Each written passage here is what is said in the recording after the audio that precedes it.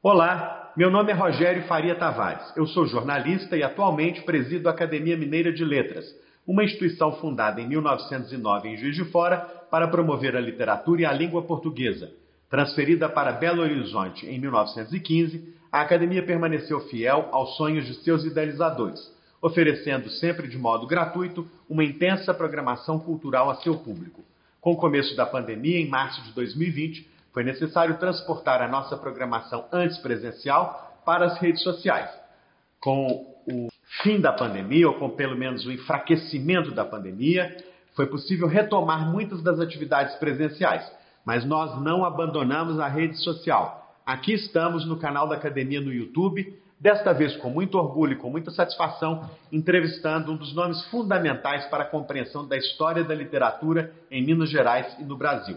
O professor, jornalista, editor, poeta, ensaísta e tradutor, Heitor Martins. Heitor, é um prazer imenso receber você aqui para essa entrevista para o canal da Academia Mineira de Letras no YouTube. Muito obrigado. Para mim também é um prazer vir aqui. Eu conheço a academia, os acadêmicos, desde 80 anos atrás, quase.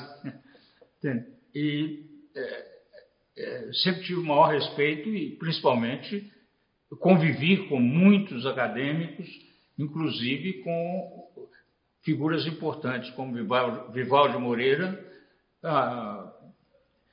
toda a família Moreira, que é muito importante para a literatura e para a cultura nesse período. No período que eu vivi no Brasil, que foi o período até 1960.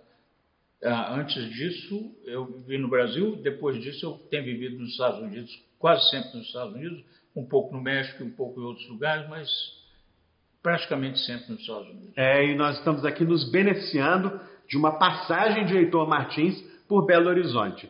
Sabendo que Heitor Martins estava aqui na capital, nós rapidamente fizemos contato com ele para oferecer a você esse depoimento que tem um valor documental e histórico. Nós vamos começar, Heitor, pelo início, pelo começo, né? Uhum. Você nasceu em Belo Horizonte em julho de 33.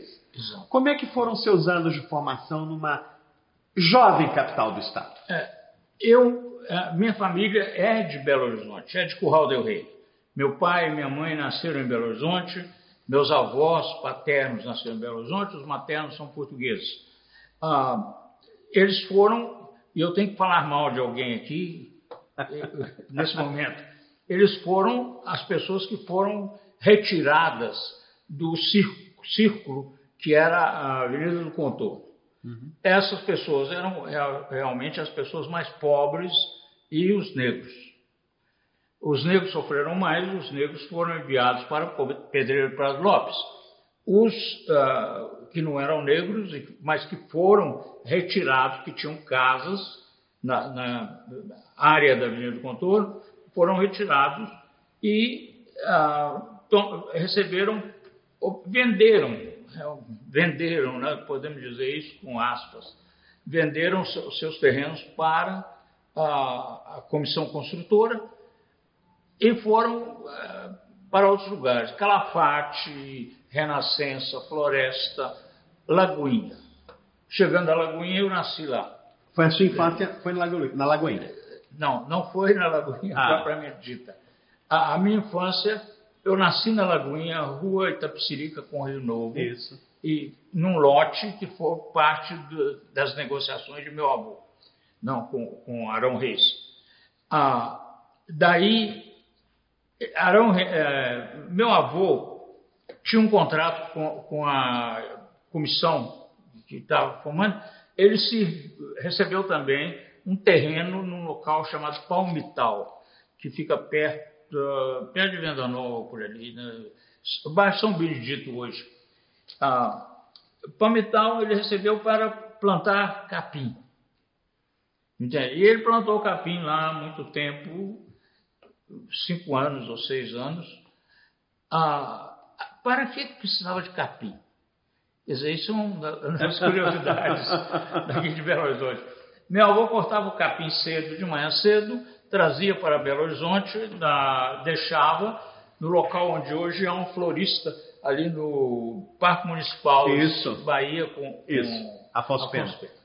Ali o capim era usado principalmente para os burros ou cavalos, eu não sei, que puxavam os bondes de Belo Horizonte. Imagina. Com 5 anos de Belo Horizonte, chamava primeiro Cidade de Minas, né? Depois virou Belo Horizonte, mas 5 anos, em 1902, eles eletrificaram os bondes. Meu avô perdeu o negócio dele e foi fazer outras coisas. Não? Agora, eu nasci em 33, como eu disse, num dos lotes que foram negociados com meus avós, mas meu pai, quando eu tinha mais ou menos, ainda não tinha 2 anos de idade, ele comprou um sítio num lugar que chamava Olhos d'Água, mas que não era um Olhos d'Água que eles estão falando hoje, eu acho que era o nome dado, não sei, que onde é hoje o bairro de Céu Azul, em Belo Horizonte. Ele comprou um sítio, lá um pequeno sítio, e tinha uma vida de agricultor. E eu passei o início da minha infância, pelo menos até mais ou menos os 8 anos, eu morei nesse sítio. Meu pai era um homem pobre, nós não estamos falando aqui de uma fazenda, um negócio assim, mas estamos falando de um pequeno sítio. Sim. Ele vivia de certas coisas, ele vender lenha. Na época eles retiravam a lenha do mato, seca, né, caída, para servir as residências com os fogões de lenha. Claro. Não havia outro tipo de fogão. Uma das fontes de renda que ele tinha era isso, e a outra era pequenos plantios de arroz, de laranja, de mandioca. Essa era a vida nessa época. Perfeito.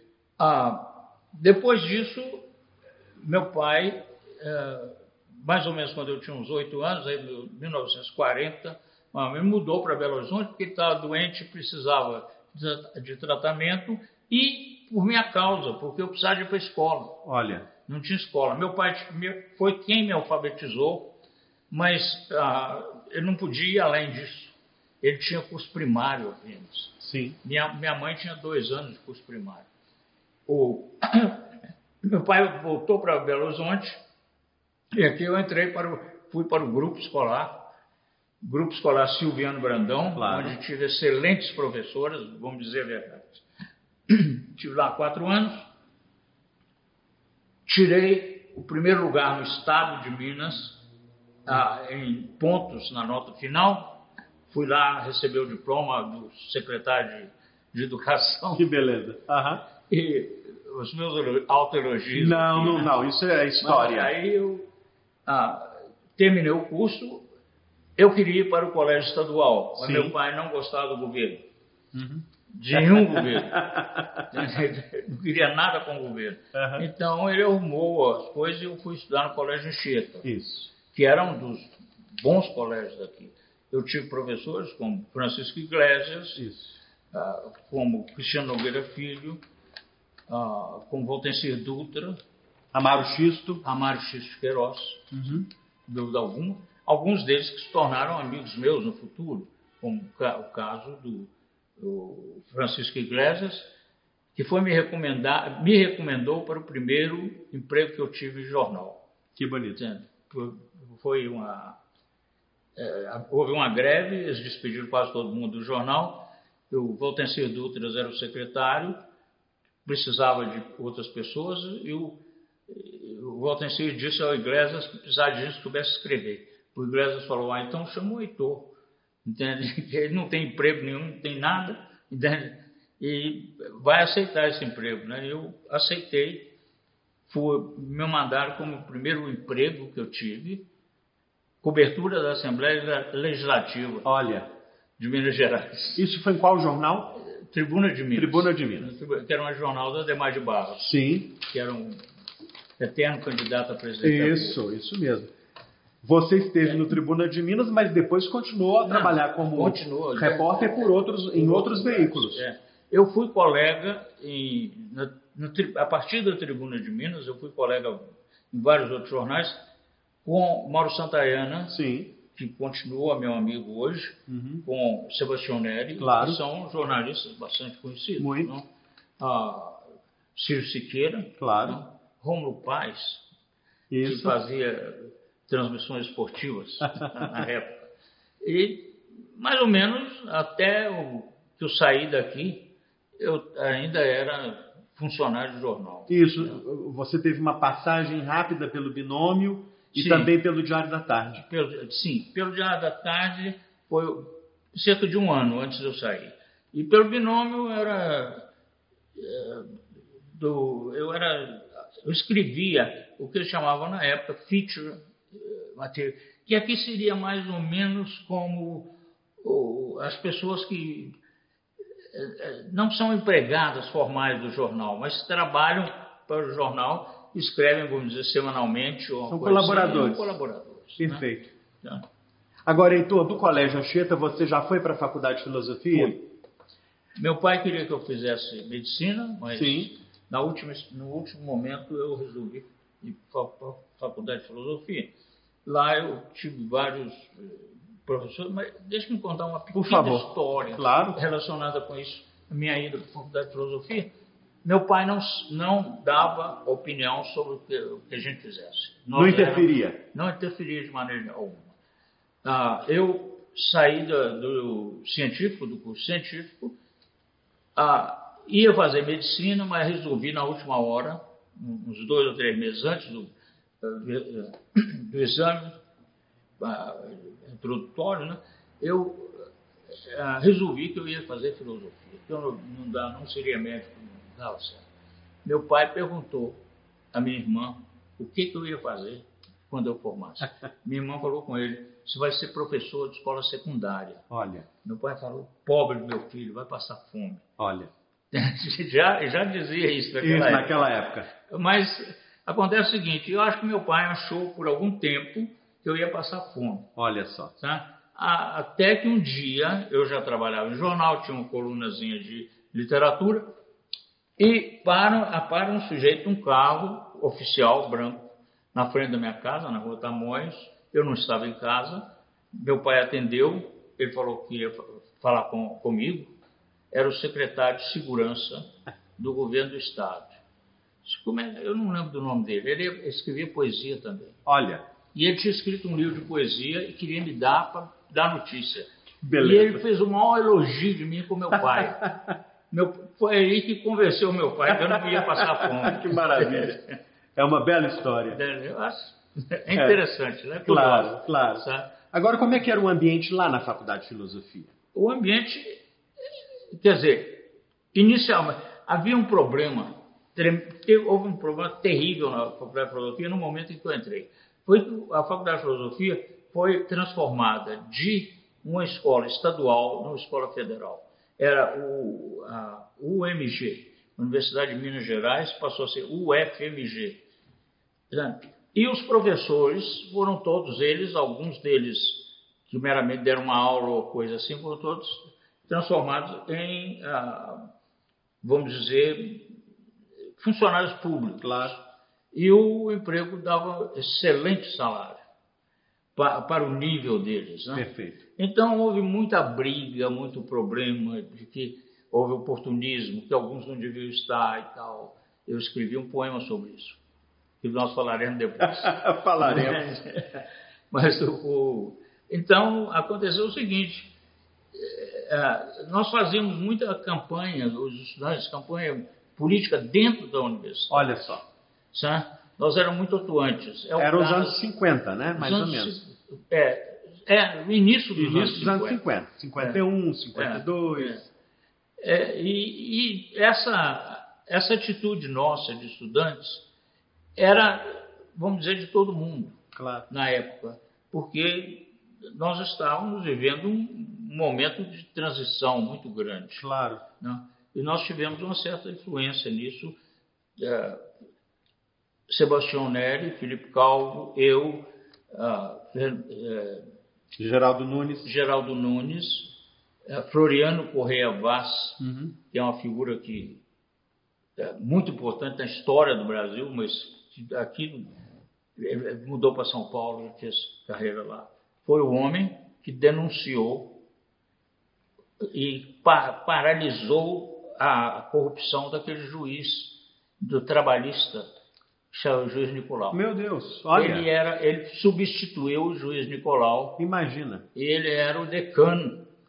E ele que não pagou mais a... Olha só.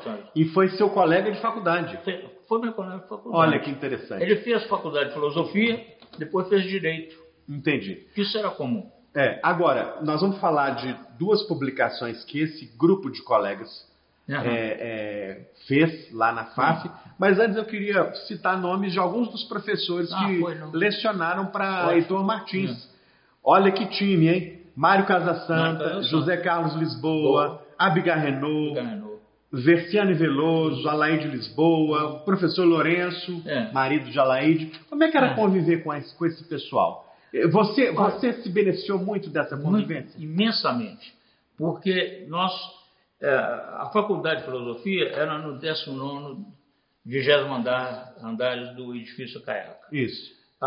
Nós cruzávamos com esses professores o tempo todo. Quer dizer, nós conversávamos com eles, nós tínhamos esse relacionamento amigável, vamos dizer, com quase todos. Milton Campos. Uhum. Abigar Renault foi citado aí, né? Que era do grupo da década de 20. Né? Isso. Da primeira geração do modernismo. Uhum. E nós formávamos, havia um cafezinho, quer dizer, que era, naquela época era comum ter um cafezinho para os funcionários. Claro.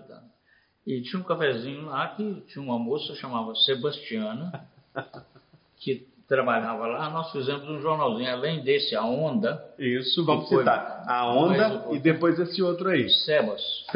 Em homenagem a Sebastiana. E as moças, que quase tinha moça na faculdade, criaram Tiana. Eram mimeografadas, né? Era mimeografada, era uma coisa pequena. E o que vocês escreviam lá, Heitor? Nós escrevíamos sobre tudo que quisesse. Eu escrevi um poema. Sim, que deu problema. Muitos problemas. É um poema...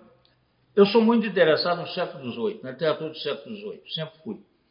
E eu escrevi um poema imitando os poetas do século XVIII. Isso. Igual Gonzaga na Carta Chilena, esse tipo de coisa.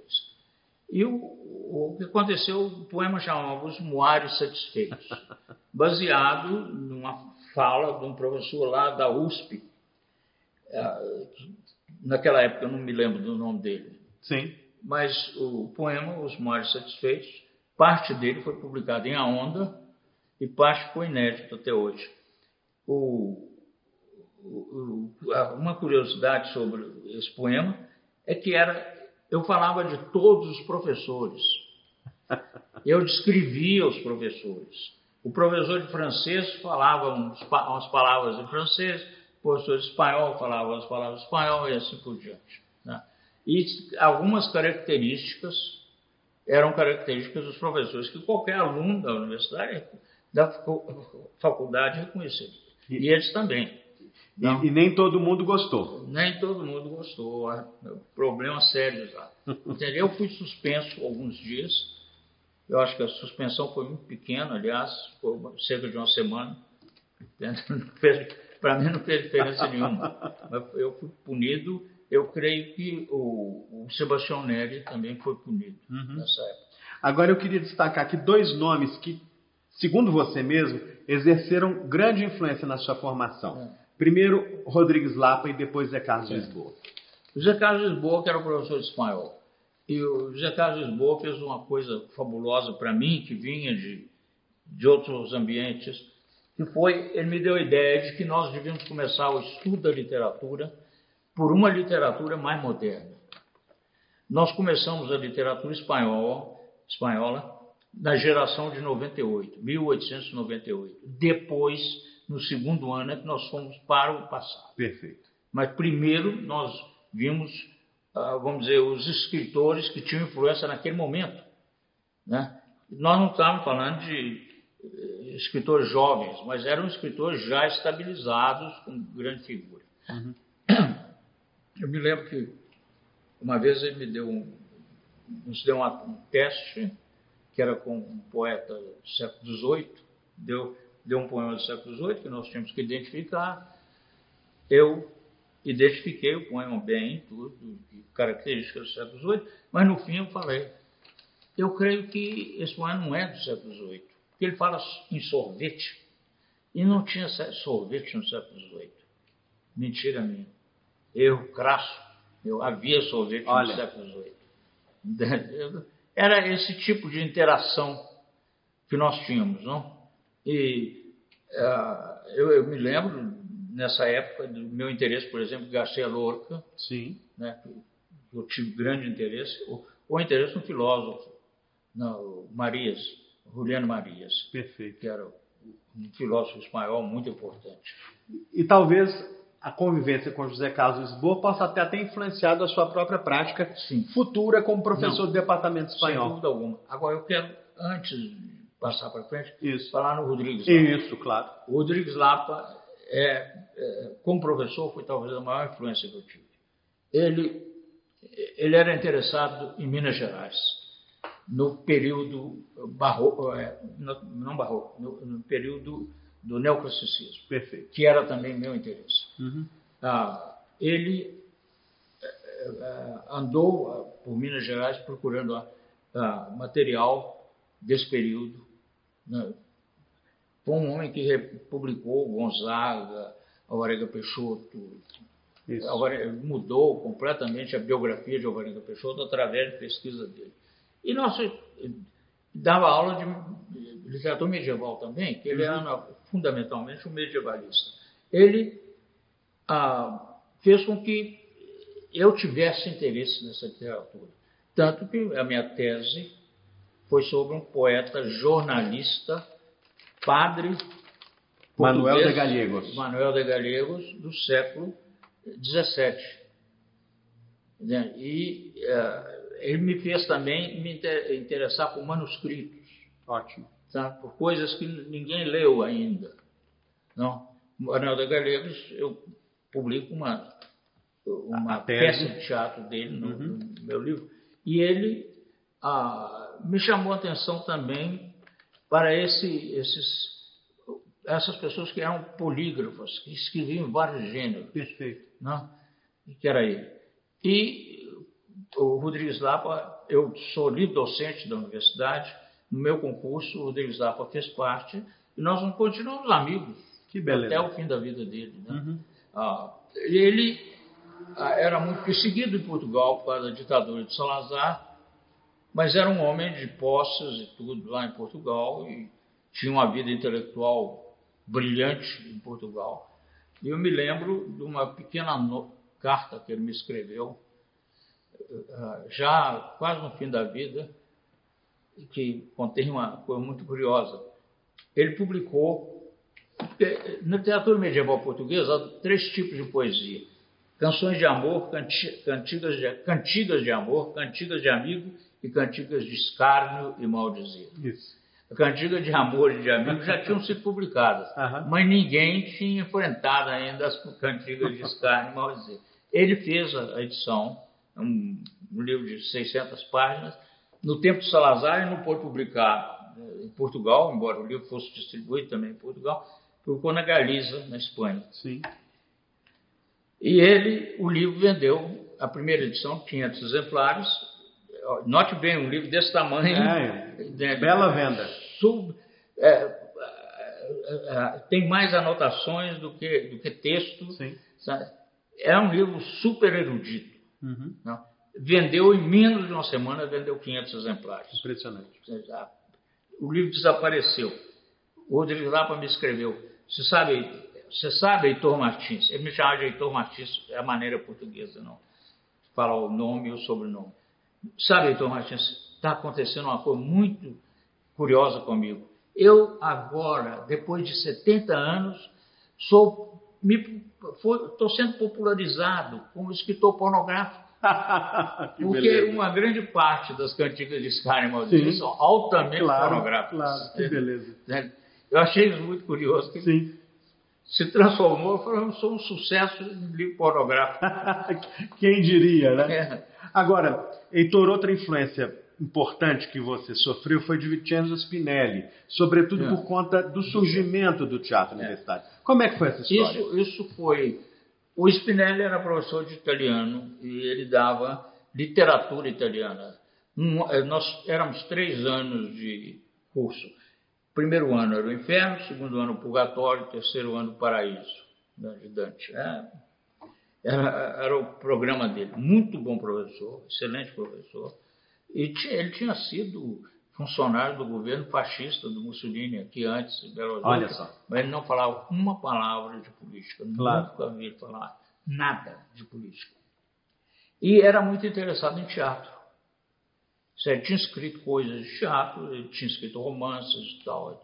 Tem uma bibliografia bastante extensa. E deu alguém lá no departamento, no curso nosso lá, começou a falar em teatro, em fazer teatro, não sei o quê. Então, nos organizamos e o Spinelli foi o líder da coisa. Isso creio que foi em 52. Se não foi em 52, foi em 53. Foi naquela época.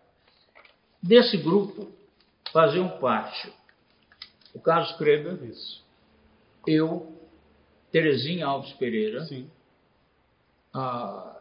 Havia um sujeito que era bom ator, chamado Ezequias.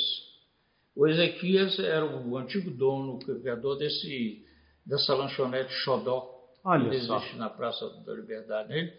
Ele não mexeu com teatro mais, ele se dedicou ao negócio dele lá. Machner. O Machner. Também. O próprio D'Angelo, talvez. Não, o D'Angelo era da Faculdade de Medicina. O D'Angelo tinha lá um musical que eles faziam e que ele passou a ser Show Medicina. Lá na Escola de Medicina. Isso. Né? O D'Angelo não participou disso, participou de muitas outras coisas. Perfeito. Então, nesse grupo estavam você, Machner, Kreber, Ezequias. Terezinha e Ezequias. Perfeito. No grupo da fundação do TU. Do TU. A única mulher era a Terezinha. Perfeito. E o Spinelli é que nós fizemos uma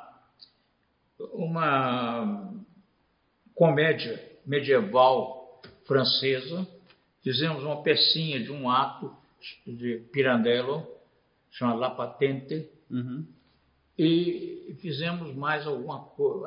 E um coral do Spinelli.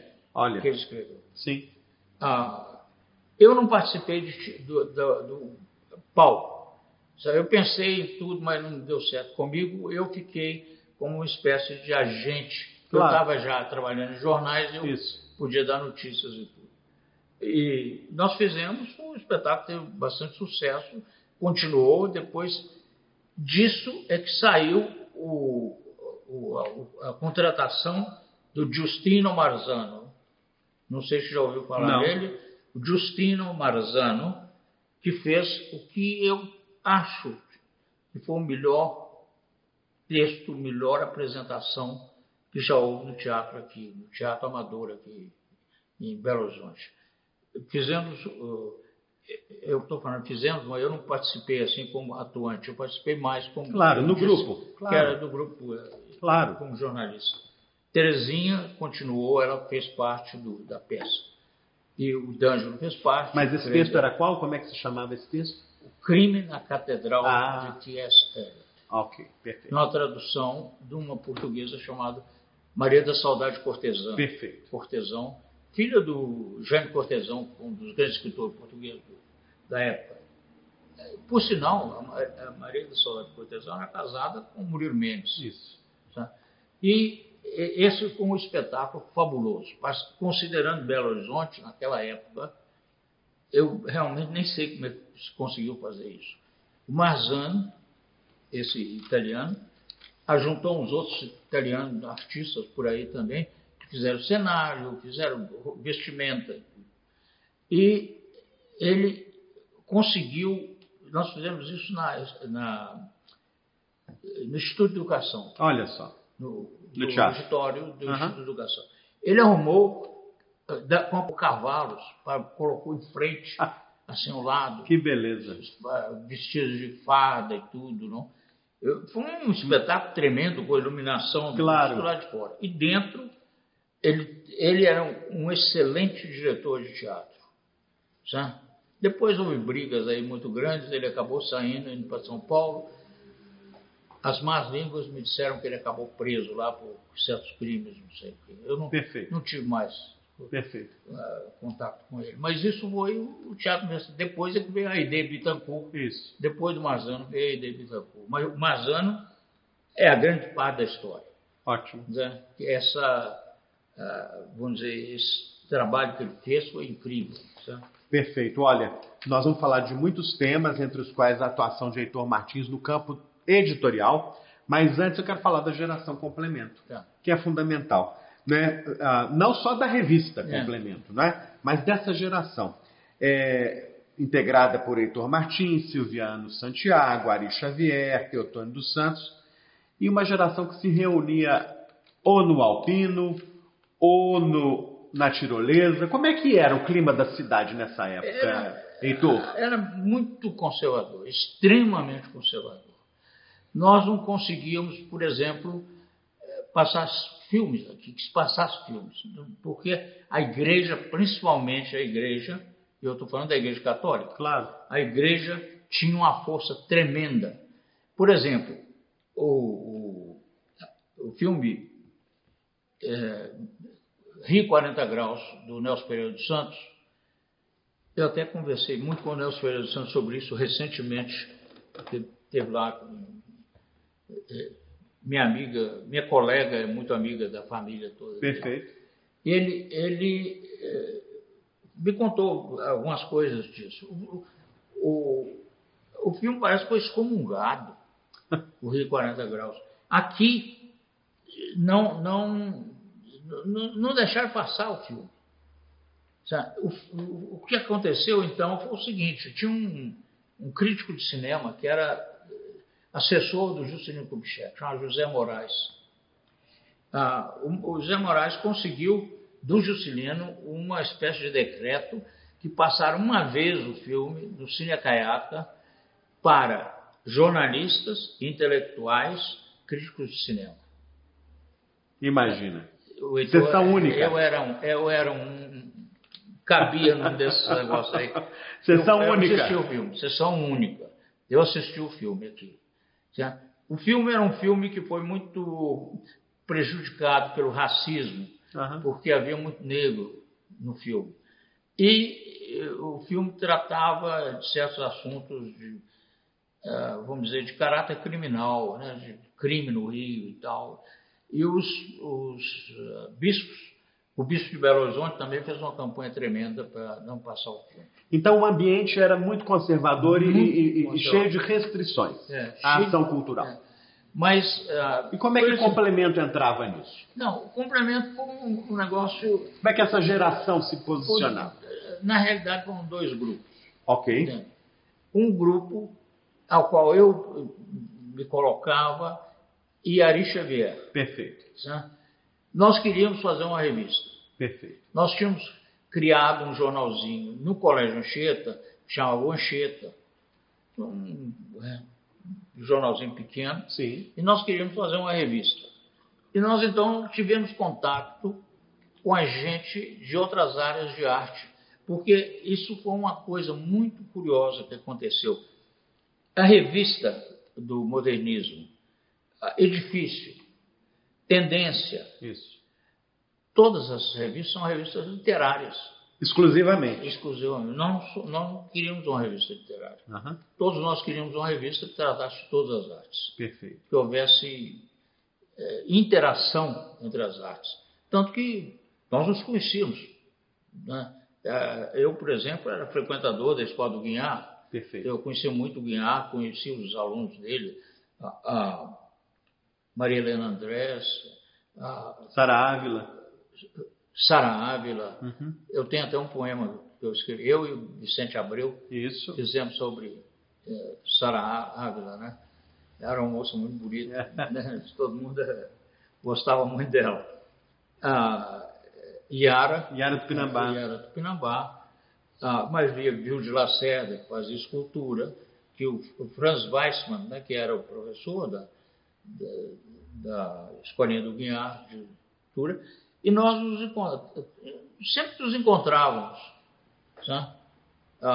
Porque tinha também o caso dos suplementos literários, que é um negócio que quase nos fala. Todos esses jornais tinham um suplemento literário.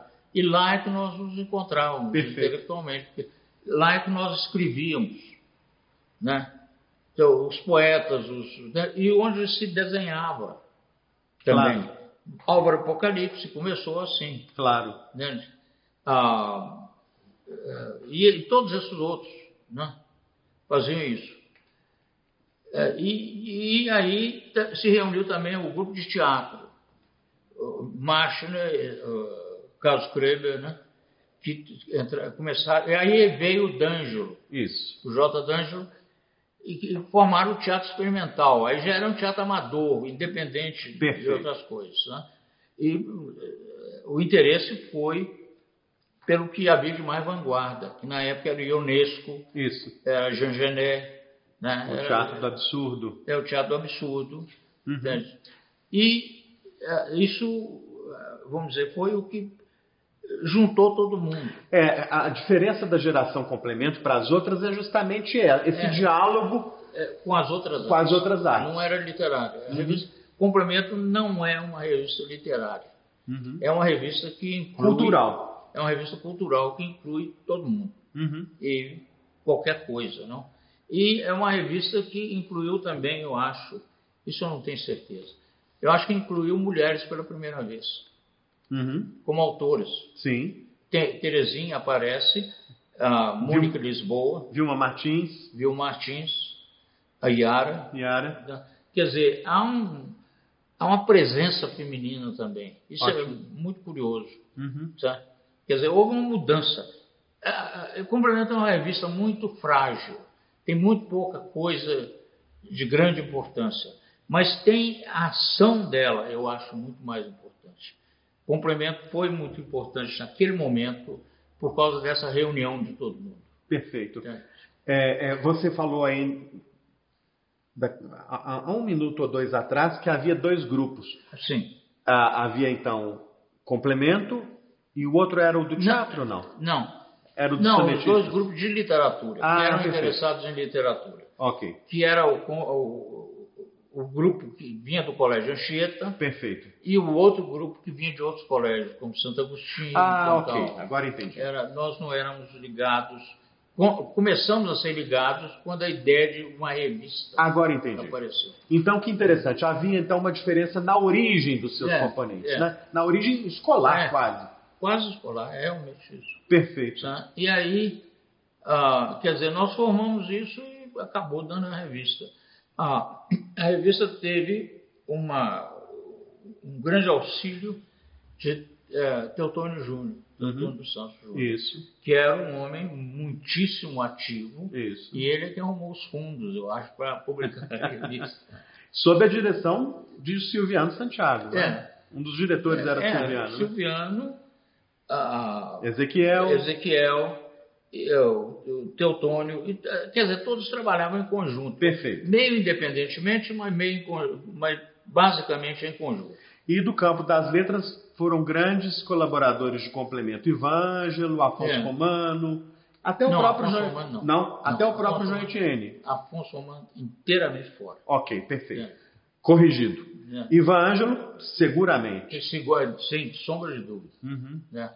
O Ivan Ângelo, Silviano, Ivan Ângelo, de estudo literário, Luiz Carlos Alves. Ótimo. Que foi professor da UFMG depois. Perfeito. Acho que ele nunca publicou nada, a não ser algumas pequenas coisas de jornais. Perfeito. Ele não era interessado em publicar. E olha, é muito interessante ver que até do campo da dança havia a presença luminosa de Klaus Viana e de Ângelo Viana, não é? Exato. Isso já tinha começado um pouco antes. Isso é uma coisa que é muito importante também de falar, na Faculdade de Filosofia. A Faculdade de Filosofia foi a faculdade que modificou o mundo cultural. Porque, de primeiro, antes da faculdade de filosofia, o sujeito queria estudar alguma coisa que fosse humanidades e ia para a escola de direito. Olha. Se note que Fábio Lucas ainda é do grupo da escola de direito. Ele ainda vai para a escola de direito, ele não vai para a faculdade de filosofia. A faculdade de filosofia era uma faculdade que era fundamentalmente nas áreas de humanidades femininas. Ok. Eu diria que 95% dos estudantes de filosofia eram mulheres. Perfeito. Certo? Eu poderia até te dar nomes e tudo, mas melhor não. Eu me lembro de ter colegas de outras áreas. Perfeito. Certo? Por favor, não cite isso. Não, depois nós conversamos. Tá bem. Sem problemas. Coisas que eu não quero publicar. Sem problema. São de outras pessoas que eu não quero citar. Não tem problema. Podem não gostar disso. Não tem problema. Outra coisa. A faculdade de filosofia permitia que ex-seminaristas, meninas da escola normal, meninas que fizeram colégios de freiras, entrassem. Ótimo. Eu tive, quase todo o tempo que eu estive na faculdade de filosofia, no máximo que tinha de homens, uma turma de 20 ou mais, eram 3 ou 4. Olha só. Não havia homens, eram só mulheres. Mas havia a gente fala assim, parece que é uma coisa fabulosa, não? 3 homens e 20 mulheres. Não tem nada disso. Porque as mulheres, a grande maioria delas, estava lá à espera de marido. Isso. Elas iam porque elas tinham já um noivo que estava estudando medicina ou engenharia e tal, e que elas estavam só esperando o noivo terminar para casar. Sim. Quer dizer, isso é o sistema da época, não? Sim. Mas, de uma certa forma, a partir de um determinado momento, a escola foi importante para o arejamento cultural da cidade. Não tem a menor dúvida, né? E também porque, pela primeira vez, nós tivemos contato com certas ciências. Claro. Tinha alunos lá que estavam estudando matemática. Não, esses não eram... Essa era a turma de homens. Claro. Os homens da faculdade de filosofia eram quase todos na ciência. Ciência pura, né? Entendi. Matemática, química, física. Era isso. Perfeito. Agora, você falou da sua experiência no jornalismo. Está na hora da gente falar do seu ano em São Paulo, 1954, é importante. Mas antes de falar sobre a sua experiência em São Paulo, em 1954... eu gostaria que você falasse da sua colaboração para o suplemento dominical do Jornal do Brasil. Colaboração que você já fazia quando morava em Belo Horizonte. E aí conviveu com Mário Faustino, Assis Brasil, Ferreira Goulart. Como é que foi esse momento? Não, esse momento foi o seguinte. Eu mandei um poema, eu acho, para o Jornal do Brasil. Agora está mais esclarecido certos detalhes. O Mário Faustino tinha ele tinha uma página inteira. E ele tinha um pedacinho da página que ele aceitava colaborações de qualquer pessoa. Eu mandei um poema. Sou pseudônimo. Eu não quis aparecer. Porque eu não sabia o que seria. Claro. Ele tratou bem o poema, estava bom e tal. Aí eu mandei uma outra colaboração, uma pequena coisa. Acho que foi uma resenha de um livro. Foi uma resenha, acho que do livro de Estética, de Max Benz, que tinha sido traduzido para o espanhol. Eu li em espanhol e quis dizer esse publicado. Sabe? Aí eu comecei a corresponder também com eles. Sabe? Com o Reinaldo Jardim, principalmente, que era o diretor. E nessa época os concretistas de São Paulo também estavam mais ou menos colaborando, mas aí eles brigaram com o Ferreira Goulart, o problema piorou. Mas eu continuei. E eu comecei a escrever artigos, realmente. Eu fui subindo, né?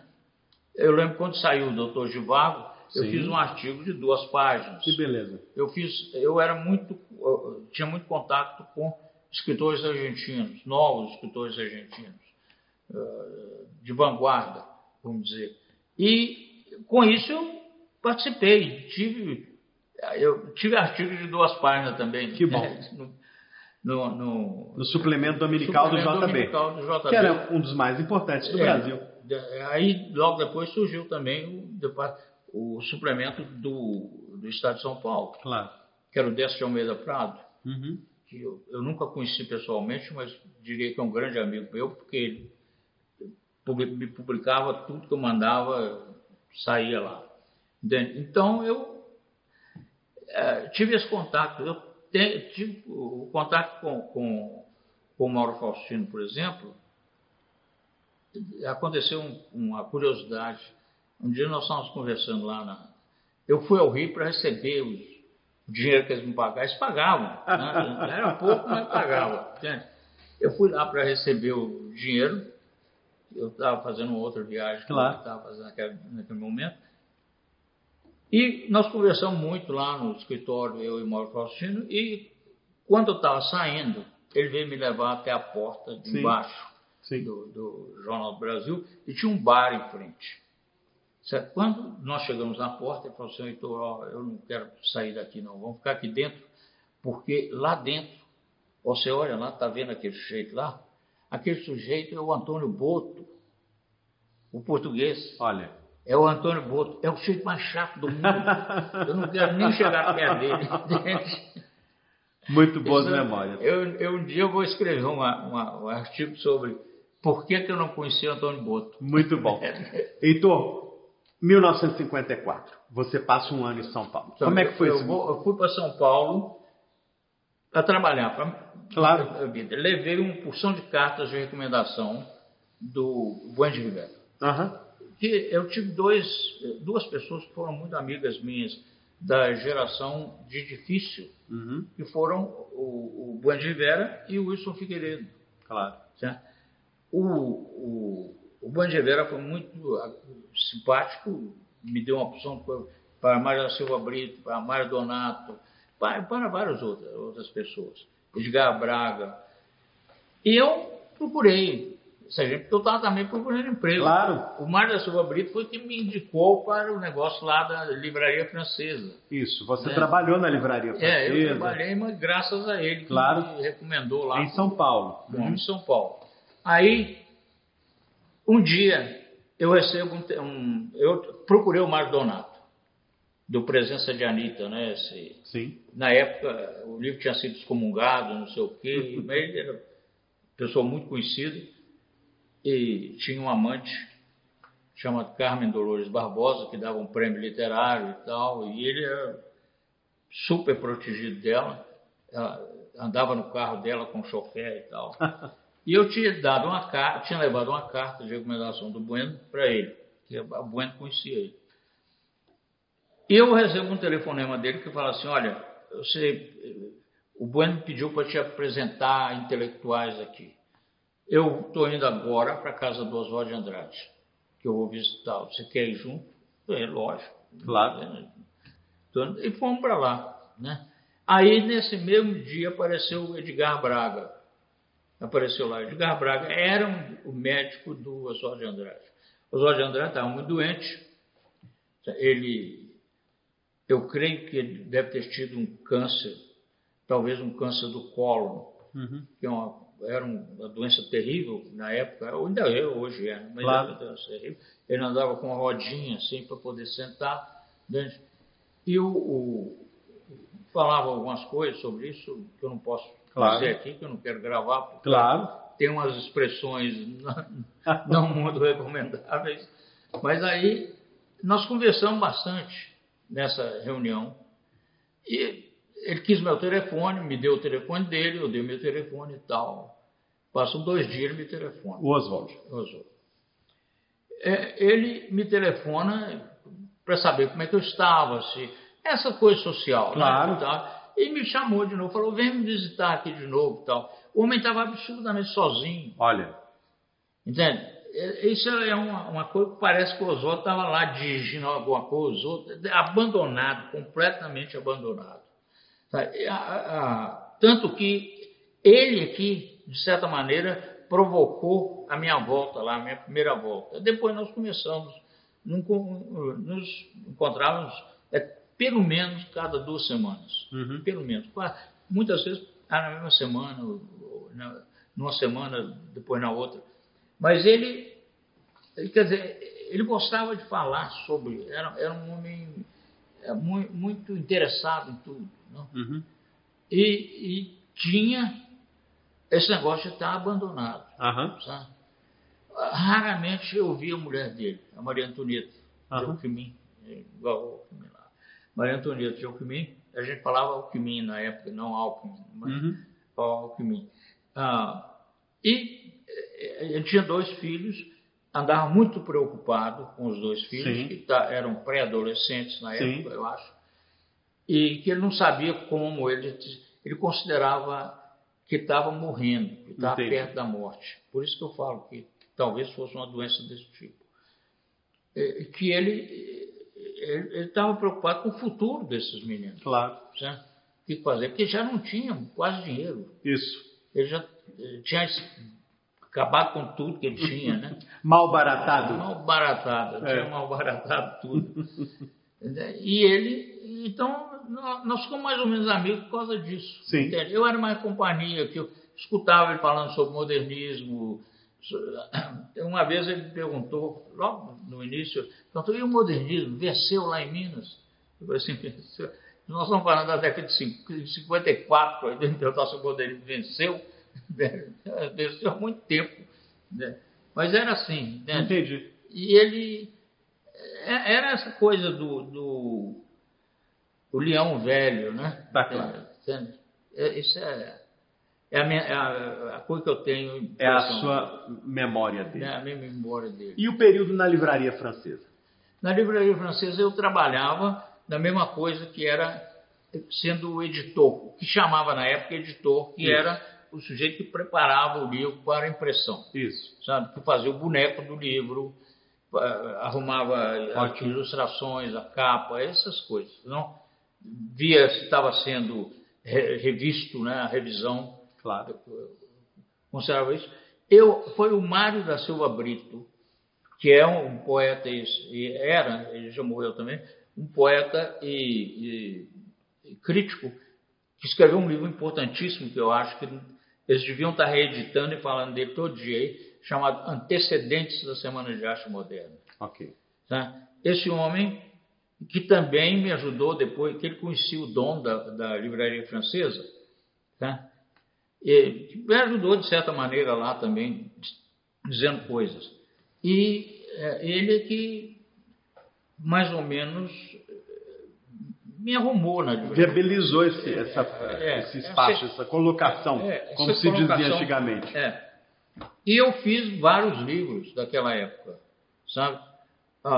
Eu não me lembro dos títulos, só me lembro de uma pequena coleção de livrinhos franceses sobre vários assuntos, e que tinha um que era sobre o Brasil. Eu me lembro muito desse livrinho. Perfeito. Por acaso, porque não tem nada especial. Agora, Heitor, é interessante. Você fica esse ano em São Paulo, conhece Oswald de Andrade, convive com Oswald, com o meio intelectual da cidade, enfim, aprende de uma certa forma as artes da editoração em São Paulo, não é isso? E aí volta para Minas, volta para Belo Horizonte, e é nesse momento que em Belo Horizonte você tem a possibilidade de contribuir para o meio editorial de Belo Horizonte na editora Itatiaia de Pedro Paulo Moreira. Exato. Como é que foi esse tempo? Quer dizer, o tempo foi que eu entrei em contato com todo mundo que escrevia e passei a frequentar a livraria Itatiaia, que nessa época o Pedro Paulo tinha sido vendedor de livro antes. Isso. Ele vendia aqueles negócios, vendia coleções de livros de casa em casa, né? Ele começou desse jeito. Agora eles tinham já montado, ele e o Edson, montado uma livraria, pequena livraria, que tinha uma porta só, no edifício Dantes. Que era um edifício que nós frequentávamos, todos nós frequentávamos. Sabe? E a gente ia para lá, para a livraria, para conversar também. Claro, ponto de reunião, encontro. Aí eu comecei ele me ofereceu para traduzir um um livro sobre Sartre, um livrinho sobre Sartre, eu traduzi, Claro. e aí eu comecei a trabalhar com ele. Foi desse jeito. Você aí também participou da famosa edição de Dr. Givago, Sim. que a Itatiaia fez no Brasil. Foi a primeira a editar Dr. Givago no Brasil, né? E desse time aí participaram também Oscar Mendes, Milton Amado. E foi um sucesso, né? Foi. Antes disso, deixa eu falar uma outra coisa, porque ninguém fala sobre isso. O primeiro livro, que eu acho que foi fundamental, foi o livro do Karl Popper. Isso. Que se chama A Sociedade Aberta e seus Inimigos. É um livro da maior importância na história da filosofia política. Perfeito. É considerado o grande livro desse assunto do século XX. Tá? Esse livro, eu não sei como que ele apareceu para a Itatiaia publicar. A Itatiaia, é possível que seja, olha bem que eu não posso afirmar, que eu não tenho certeza, que a mulher que era a dita cultural dos Estados Unidos tenha recomendado isso. Perfeito. Sabe? Eu acho essa possibilidade, embora o Karl Popper seja um judeu alemão, eu acho, e vivia na Austrália, na Nova Zelândia, eu acho, nessa época. Mas, de qualquer jeito, o livro foi adquirido, os direitos autorais foram adquiridos, e começou a feitura do livro.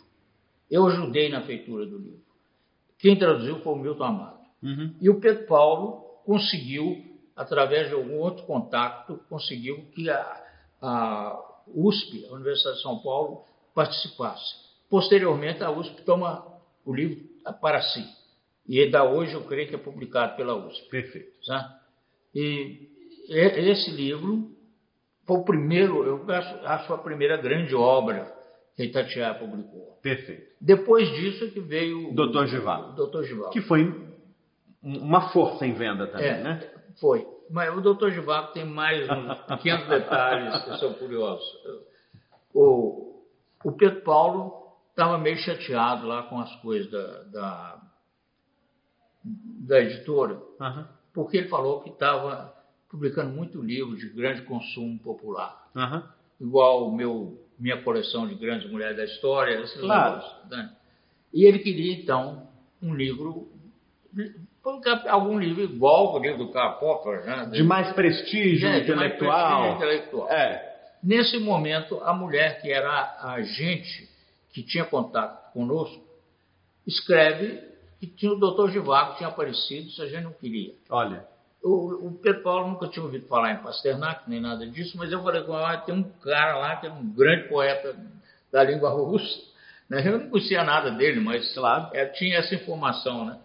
Então, vamos tentar isso, né? Aí nós fizemos as cartas lá com a gente, né? Houve esse caso, ela então deu os preços que tinha que pagar de adiantado, era acho que $250, né? É pouca coisa, entende? Muito pouco dinheiro. Mas, e aí, então, nós compramos os direitos do livro. E compramos com esse negócio que tinha que traduzir do italiano, porque o Feltrinelli, lá na Itália, não deixava, o comunista ele lá... era o detentor dos direitos autorais. Os direitos autorais, ele não deixava de jeito nenhum. Sabe que esse Feltrinelli finalmente virou terrorista lá, morreu fazendo uma bomba lá. Olha só. Mas... O negócio é o seguinte, é que parece que o Feltrinelli deixou, ou fez contrato com outras, ele foi francês, inglês, saiu italiano. Italiano era a edição que nós devíamos usar para traduzir. Aí aconteceu o seguinte, o homem ganhou o prêmio Nobel. Isso. Nesse momento, o homem ganhou o prêmio Nobel, então o negócio explode, né? Aí o Pedro Paulo teve que traduzir o livro na hora. Entende? Eu escrevi um artigo de 2 páginas no Jornal do Brasil sobre o livro, nessa época, e o Pedro Paulo pegou o Oscar Mendes e o Milton Amado, que eram os tradutores dele e tal, me deu os poemas e nós traduzimos. Numa semana nós traduzimos. Olha, que impressionante, que beleza de história. Aí, e saiu um pouco antes do Natal. Isso. O livro, além do fato do sucesso todo, virou o melhor presente de Claro, Natal. o mais cobiçado. O mais cobiçado. Como é que era trabalhar com o Pedro Paulo? Muito bom, muito boa pessoa. Eu tinha melhor relacionamento com ele. Nunca tive nenhum problema. E provavelmente... trabalhava do ponto de vista comercial. Claro. Né? E provavelmente você conviveu um pouco também com o Edson, Sim, né? com o Edson. Eu convivi com o Edson principalmente porque o Edson foi meu colega na Faculdade de Filosofia. Perfeito. Nós não éramos da mesma turma, mas ele estava estudando lá, estava fazendo o curso lá. Eu me refiro aqui ao poeta Edson Moreira, irmão do editor Pedro Paulo Moreira, da editora Itatiaia. Deixa eu Por acrescentar favor. uma coisa. Nessa época eu conheci também o Vivaldi. Isso. Presidente emérito da Academia Mineira de Letras. E, aliás, mais no fim da vida, o Vivaldi várias vezes me falou que eu devia me candidatar à academia. Mas eu não estava interessado em nada. Mas o Vivaldi ele mantinha uma coluna num jornal que chama Folha de Minas, que era o jornal cujo redator-chefe era o Wilson Figueiredo. Olha. Antes de ir para a Última Hora no Rio. Né? E ele mantinha uma coluna chamava Coisas e Loisas. Olha. Sabe? Que fazia uma coluna semanal. Perfeito. Olha, Wilson, Heitor, agora nós temos que tratar aqui de um momento de virada da sua trajetória. Né? Você, então, atuava em Belo Horizonte como jornalista, como editor. Depois, enfim, teve o seu tempo ali do CPOR. Mas, finalmente, houve um momento em que você não deixa só Minas, você deixa o Brasil e vai para os Estados Unidos. Como que aconteceu isso? Eu sempre tive muito boas relações com uma mulher que era a dita cultural dos Estados Unidos em Belo Horizonte. Em Belo Horizonte. E depois ela passou a ser a dita cultural dos Estados Unidos no Brasil inteiro. Eu encontrei, a última vez que eu encontrei com ela estava em Brasília. Eu já estava há muito tempo nos Estados Unidos. Eu publicava muita coisa da Biblioteca Thomas Jefferson, exposições de pintura, livros, coisas assim.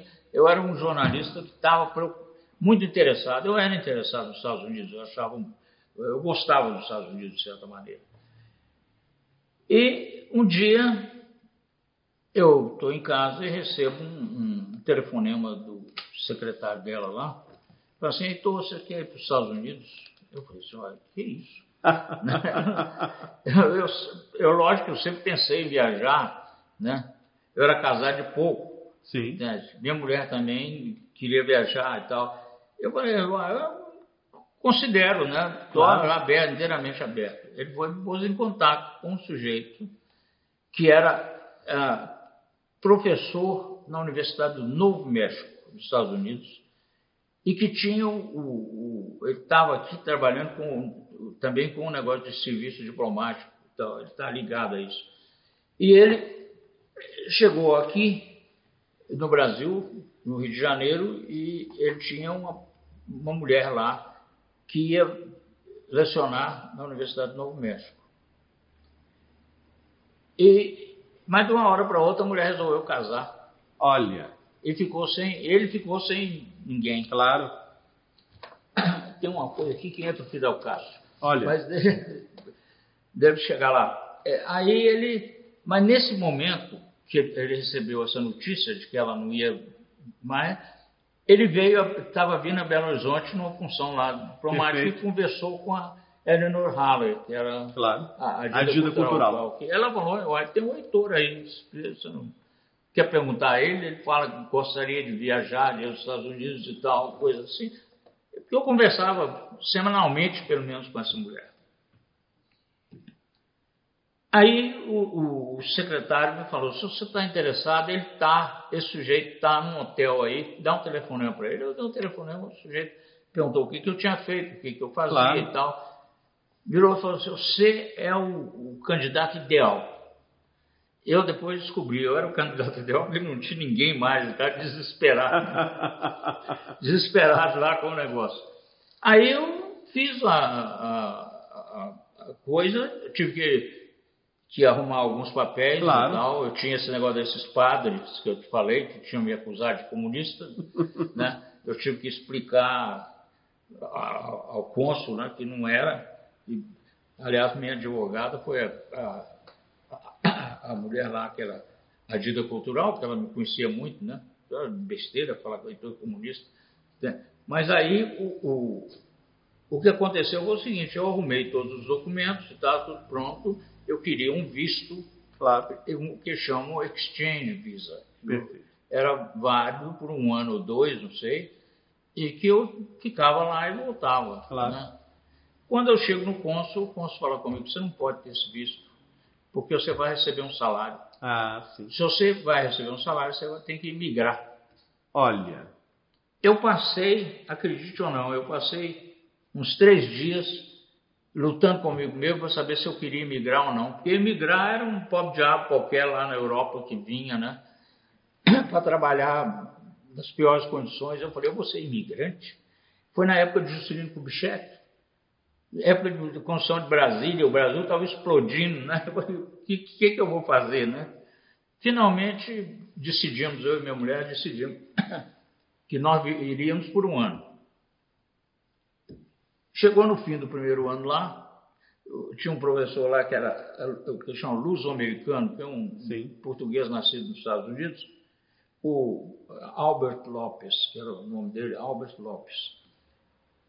Ele gostou de mim demais, sabe? Tive o melhor relacionamento possível com esse homem, porque eu comecei a trabalhar também com a biblioteca e com outras áreas da universidade, porque não tinha livro lá. Quer dizer, como é que eu vou dar aula de literatura se eu não tenho livro?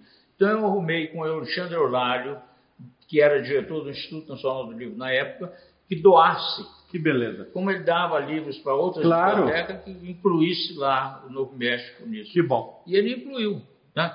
Aí eu fui para lá, no fim do primeiro ano, ele me dobrou o salário.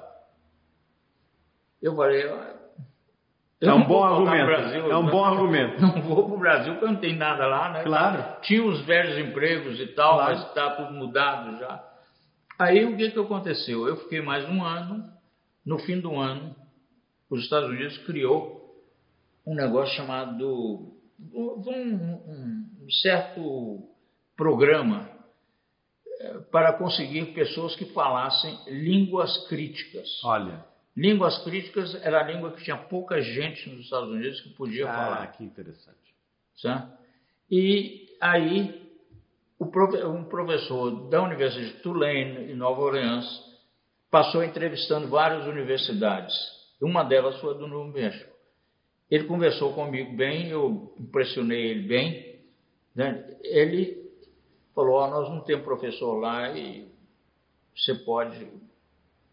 Se você quiser se candidatar, né? Eu perguntei a ele o que precisava, ele falou que eu precisava de certas coisas. Eu falei: esse documento eu não tenho, esse eu não tenho, que era um título acadêmico aqui. Claro. Ele falou comigo: isso não faz importância, depois você arranja, né? E aí eu fui na Universidade do Novo México, onde eu estava, perguntei a eles, falei que eu tinha isso, essa oferta, e o que eles achavam. Eles me davam a mesma oferta, mas não davam esse negócio do documento que eu precisava. Ah, sim. Sabe? Então, eu ficaria igual. Se eu não conseguisse o documento até uma certa data, eles não me davam nenhuma promoção. Entendi. Se eu fosse para outra escola, eu tinha promoção automaticamente. Claro. Eu saí, fui para outra escola. E aí foi para Indiana? Não, fui para Nova Orleans. Ah, antes? Ok. Fui para a Universidade de Tulane, perfeito. particular em Nova Orleans. Depois é que veio Indiana? Depois disso, eu tive 6 anos em Nova Orleans e depois é que eu passei para Indiana. Indiana. Onde, afinal, você ficou grande parte da sua carreira acadêmica. Praticamente eu terminei. Uma coisa, sabe quem que me substituiu? Eu que indiquei, mas quem me substituiu no Novo México? Silviano Santiago. Foi por isso que o Silviano foi para os Estados Unidos. Olha que beleza. Que o Silviano, nós mantínhamos correspondência, éramos amigos daqui, lá. Né? E ele estava lá na França. Eu falei com ele: você não está interessado nisso não, né? Que beleza. E aí ele foi para lá. Né? E aí você vai para Indiana University. Depois primeiro Tulane, 6 anos lá em Nova Orleans. saio de Tulane, não porque eu tivesse insatisfeito com a universidade, eu não estava muito satisfeito com a cidade. Ok. Porque Nova Orleans é uma cidade muito viva e tal, muito boa, mas não é boa para criar menino. Olha. Não acho que é um bom lugar. Um lugar que vende bebida alcoólica no mercado e o menino pode comprar. Não, olha. Você não pode dizer que ela é lá muito Sim. boa, né? E tinha uma criminalidade também bem alta. Uhum. Então eu tive uma oferta de Indiana. Claro. Eu fui para lá. Perfeito. E lá você chegou a chefe de departamento e finalmente a professora emérita. Uma longa carreira. Eu fui para Indiana em 68. Eu tive um período em 78, 10 anos depois, um período que eu tive na Universidade de Brasília. Isso. Eu montei o programa de literatura brasileira. É outra curiosidade historicamente.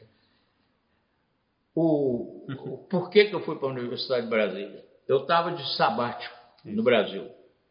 Aí o presidente da universidade, o reitor, o Azevedo, que era um capitão de mar e guerra, esse é no tempo do governo militar, né? 78. Isso. O capitão de mar e guerra lá, ele fazia uma visita a todos os departamentos, sempre. Ele era um homem muito competente. Ninguém gostava dele, talvez porque ele fosse muito competente. Formou o melhor departamento de física. Quando eu deixei meu contato com a Brasília, ele tinha sido escolhido com o melhor departamento de física do país. Olha. Ele que criou, porque ele era um físico. Ele tinha estudado física. Era capitão de mar e guerra. Aí, eu estava aqui, ele foi visitar lá os departamentos. Chegou no departamento de letras, ele queria saber o que estava fazendo lá. Claro. Eles falaram, nós temos um mestrado em francês, em literatura francesa, mestrado em literatura inglesa, mestrado, eu acho que em literatura italiana eles tinham. É isso que nós temos. Ele falou assim, literatura brasileira. Ele que perguntou, e literatura brasileira? Ele falou, não, nós não temos. Ele falou assim, vocês esqueceram que isso aqui é a capital do país? Isso era o estilo dele, entende?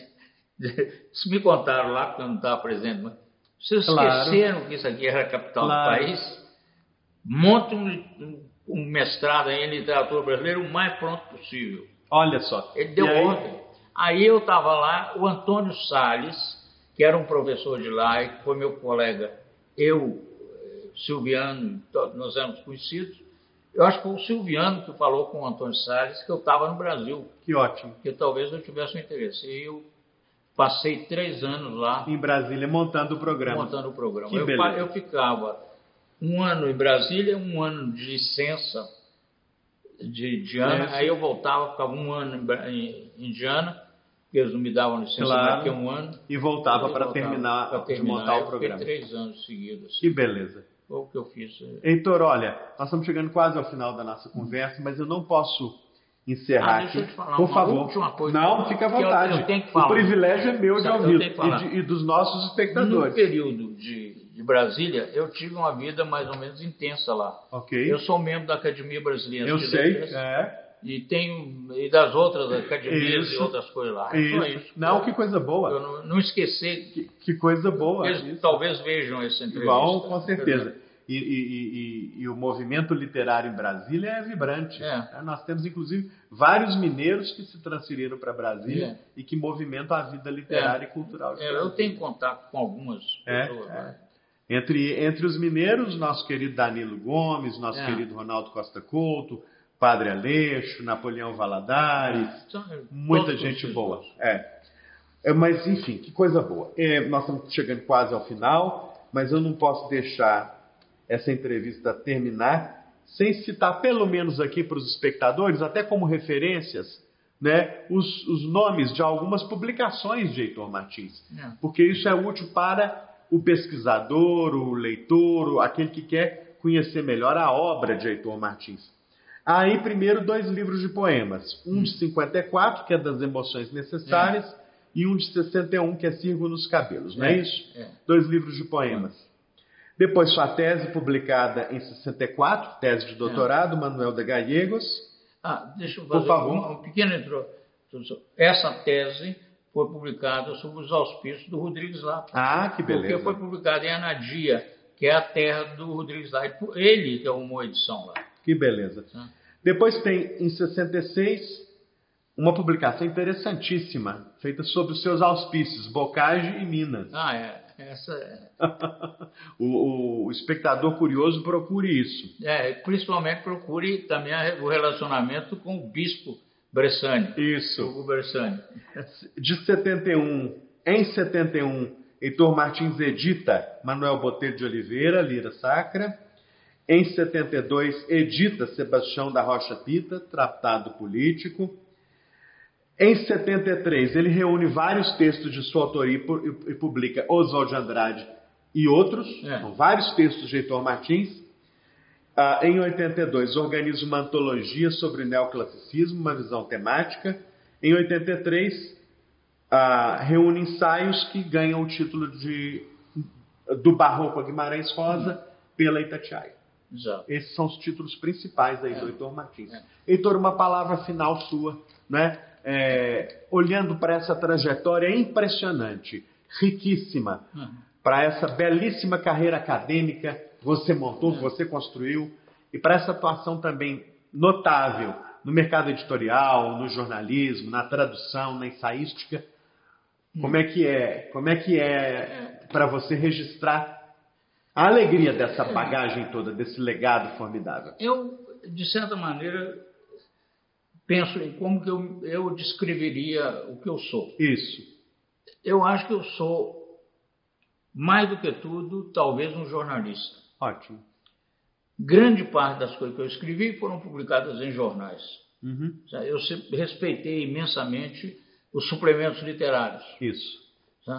Isso é um detalhe, mas que eu acho importante.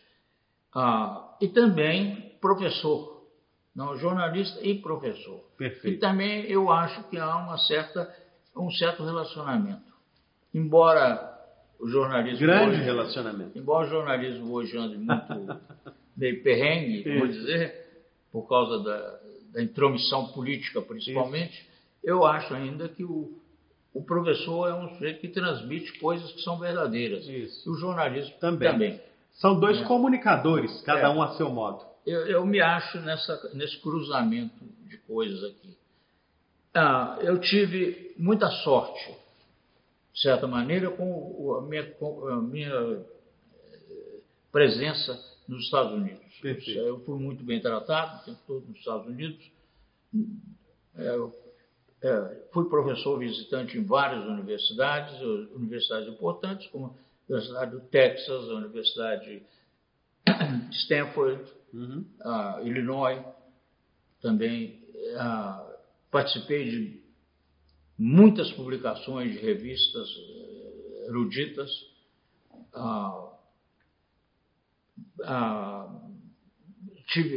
participei em congressos, muitos congressos. Claro. Eu fui, durante um certo tempo, por exemplo, diretor do maior serviço de bibliografia. Eu representava o Brasil, a bibliografia brasileira na área de literatura. Que bonito. E tudo isso, uma boa vida, de certa maneira, entende? Não tem grandes reclamações. Certo? E tenho até hoje o meu interesse como professor. Entende? Até hoje, vários dos meus amigos são estudantes de pós-graduação na universidade. Nós conhecemos uma. Minha querida amiga, sobre a qual eu escrevi um artigo aqui no Estado de Minas, não sei se chegou a ver. Sim, Bruna Calil Otero, nossa querida amiga. Eu tive... É curioso isso. Quem me levou a publicar... Eu escrevi uma resenha do livro dela, que eu achei que era interessante, porque havia um ponto de contato, que é um livro completamente diferente, tudo que ninguém esperaria que um sujeito de 90 anos fosse escrever uma resenha desse livro, mas havia um ponto de contato sério, literariamente sério, nas duas coisas. E ao publicá-lo, eu publiquei no Estado de Minas. Eu não tinha contatos mais com nenhum jornal aqui. Perfeito.